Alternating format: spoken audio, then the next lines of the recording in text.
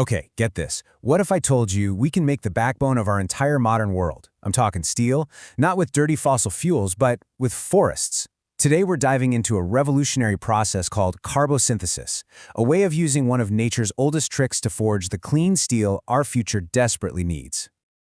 So here's the massive problem we're up against. I mean, look, on one hand, steel is, well, it's everything. It's in our buildings, our cars, the whole infrastructure. We literally can't live without it. But, and this is a huge but, traditional steel production is one of the dirtiest industries on the planet, a massive contributor to global CO2 emissions. So how do we solve this puzzle? All right, so here's how we're going to break this all down. First up, we'll get into steel's dirty secret. Then we'll explore how we can harness the power of the forest, and we'll take a look inside the modern forge that makes it all happen. After that, we'll check out the green payoff, understand why Brazil is the global blueprint for this, and finally, we'll wrap it all up with the photosynthesis revolution. Right, so before we can really appreciate the solution, we have to get our heads around the problem.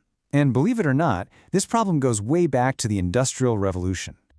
You know, for centuries, people made iron using charcoal from wood, totally renewable, right? But then the Industrial Revolution hit, and it demanded way more. So we switched to coke, which is made from mineral coal. Now, this switch totally supercharged production, but man, it came at an incredible environmental cost. We basically traded a clean, renewable fuel for a super polluting fossil fuel. And look, the source material we're looking at is crystal clear on this. It flat out says that coke ovens are seen as a major source of planetary pollution. This is not some small-time issue. We're talking about a global-scale problem. So why is it so bad? Well, to make coke, you have to distill mineral coal at insanely high temperatures.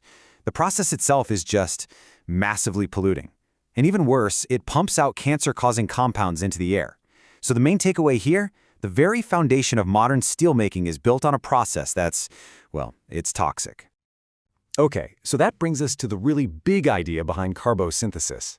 Instead of just trying to build a better, slightly less dirty machine, the folks behind this asked a totally different question. What if we just partnered with nature? And this right here is the absolute core of it. The whole carbosynthesis system, it's built on photosynthesis. We're talking about using trees to harness the sun's energy, pull carbon right out of the atmosphere, and lock it away in biomass. That biomass then becomes the clean fuel for making steel. It creates this amazing, virtuous cycle. Okay, now this is a really important point. We're not talking about chopping down ancient rainforests here. Not at all. Carbosynthesis depends on something called sustainable silviculture. Think of it as specialized tree farms, planting fast-growing species like eucalyptus.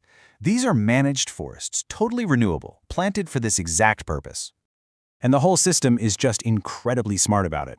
See, only about 30 to 40% of the biomass, the best part, is used to create that high-quality biochar for the steel. But the rest of the tree, it doesn't go to waste. It goes on to support other industries, like paper or energy. So it's this holistic approach that's not just good for the planet, it's actually a boost for rural economies too. All right, so we've got our sustainable fuel from the forest. But how do we actually turn that into steel? Let's dive into the tech that makes this whole thing possible. The magic ingredient really is something called biochar. You can pretty much think of it as a super pure, high-tech version of charcoal. It's made by heating wood in this very controlled, low-oxygen environment. And this is what replaces that dirty coke. It's the clean, reducing agent that turns iron ore into iron. And this right here is the machine that makes it happen, the Echo 2 furnace. Now, this is not your grandpa's old charcoal pit, okay? This is a super advanced, highly efficient kiln. I love this analogy. It's basically a high-tech pressure cooker for wood, and it's designed to get the highest quality biochar with almost zero waste. So, let's walk through how it works in simple terms. First, that sustainably harvested wood goes into the reactor. Then, the reactor uses this really clever mix of oxygen-enriched air and water vapor to get the heating process just right. This creates a really pure, high-carbon biochar. And finally, that biochar goes into a furnace and transforms iron ore into what they call green pig iron. And that's the clean foundational ingredient you need to make steel. Okay, so the theory is great, the tech looks cool, but does it actually work? Let's look at the results. One of the biggest wins, and this might surprise you, is actually quality. See, pig iron made with coke gets contaminated with sulfur from the coal, and that makes the final steel weaker. But biochar, It's naturally super low in sulfur. So as you can see from this chart, the green pig iron you get from carbosynthesis is way, way purer. And that means you get higher quality steel in the end. And now for the big one, the environmental payoff. This chart, right from the source data, compares the total CO2 emissions of a traditional process versus this biochar-based one. And the difference? I mean, it is absolutely staggering. We're not talking about a tiny improvement here. This is a complete game changer for steel's carbon footprint. So just to wrap this part up, the payoff is massive. You're getting gains in productivity, a way lower environmental impact, and you're creating a premium product, high-quality green steel, all starting with that valuable low-sulfur green pig iron. It's a classic win-win. It's better for the planet, and you get a better final product. Now, this incredible innovation didn't just pop up out of nowhere. It's got deep roots in a country that happens to be a giant in both forestry and steel. You know, Brazil has been a huge player in global steel for a long time, and it also has this massive, well-established sustainable forestry industry. That unique combination makes it the perfect place for an idea like carbosynthesis to be born. It's this perfect marriage of industrial power and natural resources. And the ambition here is pretty big. It's really twofold.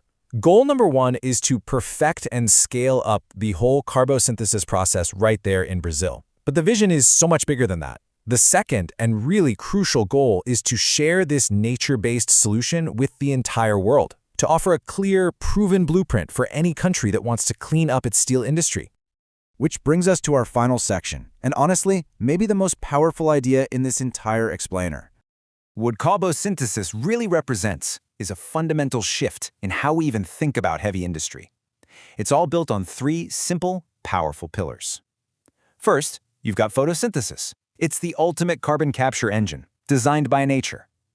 Second, you have sustainable forests, which basically act as living, renewable, carbon-neutral factories.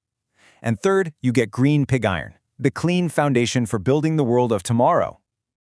You know, this whole process just goes to show that the answer to some of our biggest industrial challenges might not be hiding in a lab somewhere. It might be right outside our window. And it leaves us with this really powerful question. If we can make steel with forests, what else can we completely reinvent just by looking to nature for a little inspiration?